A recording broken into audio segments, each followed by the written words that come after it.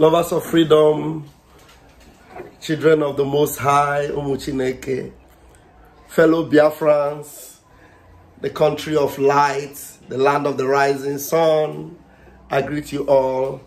Raphael Chamaka Jere once again. I am uploading a video from my Prime Minister Odoguma Simon Ekpa, the Dragon. I salute you, my Prime Minister, Obato B1 of Biafra land.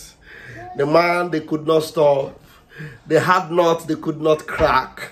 The finisher that have come to end it all. All the nightmare that Biafrans have been through. All the midnight cry. All the wetting of the pillows with our tears.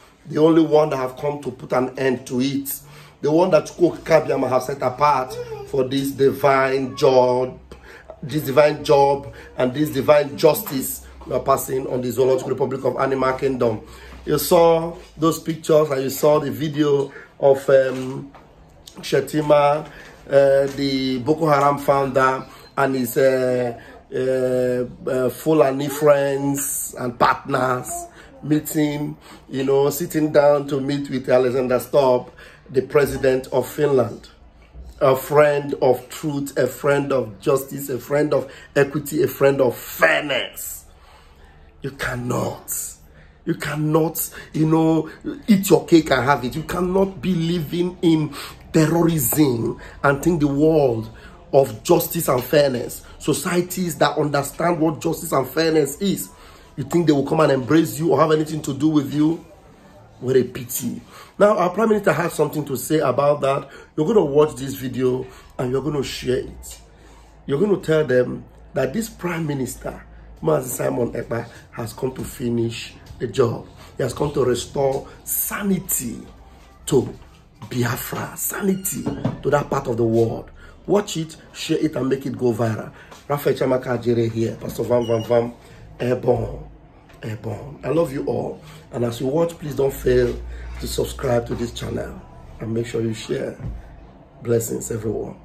Founder of the Boko Haram, who is the current vice president of Nigeria, meeting with my president, which I know very well personally, Alexander Stubb. One thing everybody should know is that we are a country of rule of law. The president of Finland is not there at the United Nations to discuss Simon Ekpa, so he will not give that attention to them. That's number one. And because Nigeria is a very stupid country, ruled by foolish people, ruled by criminals, they don't know what is called rule of law. They don't understand where their boundary ends as leaders, as they address themselves. So they may go there and with the motive of telling President Stubb that, oh, what are you going to do to that Simon Ekpa? You know? So, of course, Stubb will never ever respond and answer them. That is, just take it from me. So what they did was to come and say they are soliciting for Finland support. Is it Finland that is the only country that came to the United Nations that they have singled out Finland to give Finland support? You know, I look at them and I laugh. What about their godfather, United Kingdom? What about the other countries? What about the other brothers that are fighting against Israel? They have not approached them. The man is going to France every second week, and is very good with the French president. Why did they not mention France? Why on all the countries in this world, these criminals and terrorists did not see any country worthy? They are telling you, they just want to use it to do media propaganda in Nigeria, nothing else. You know, they will say, let us go there and take pictures with Stubb, and then we use it to do propaganda so that they will know whether Simon Ekpa will run away. I live here for many years. I have known Stubb for many, many years. You know, so it's not about even knowing Stubb, Mr. President, but it's about following the rule of law. I have not done anything wrong. What I'm doing is right, and I will stand my ground anywhere, any day to defend whatever I'm doing today for the freedom of my people.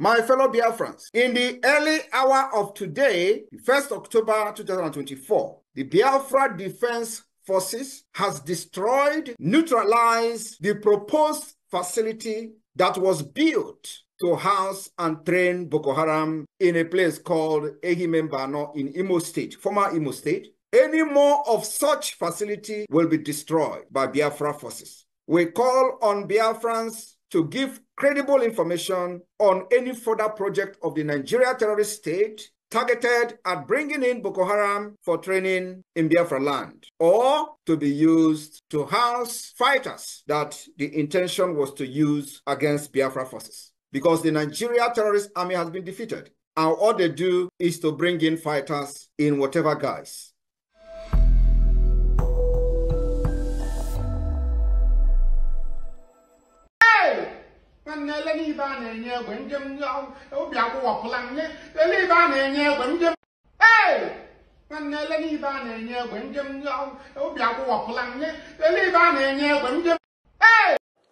I have a message.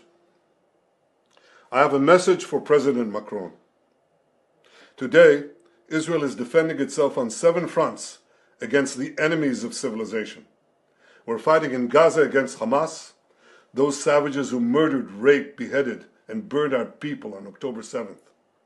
We're fighting in Lebanon against Hezbollah, the most heavily armed terror organization in the world, which was planning an even greater massacre than October 7th on our northern border, and that has rocketed Israeli towns and cities for nearly a year. We're fighting against the Houthis in Yemen and the Shiite militias in Iraq and Syria that together have launched hundreds of drones and missile attacks against Israel. We're fighting against terrorists in Judea and Samaria who are trying to murder civilians in the heart of our cities. And we're fighting against Iran, which last week fired over 200 ballistic missiles directly at Israel, and which stands behind the 7-front war against Israel. As Israel fights the forces of barbarism led by Iran, all civilized countries should be standing firmly by Israel's side. Yet President Macron and some other Western leaders are now calling for an arms embargo against Israel. Shame on them. Is Iran imposing an arms embargo on Hezbollah, on the Houthis, on Hamas, and on its other proxies? Of course not. The axis of terror stands together. But countries who supposedly oppose this terror axis call for an arms embargo on Israel. What a disgrace. Well, let me tell you this. Israel will win with or without their support. But their shame will continue long after the war is won. For in defending ourselves against this barbarism, Israel is defending civilizations against those who seek to impose a dark age of fanaticism on all of us. Rest assured, Israel will fight until the battle is won, for our sake and for the sake of the peace and security of the entire world.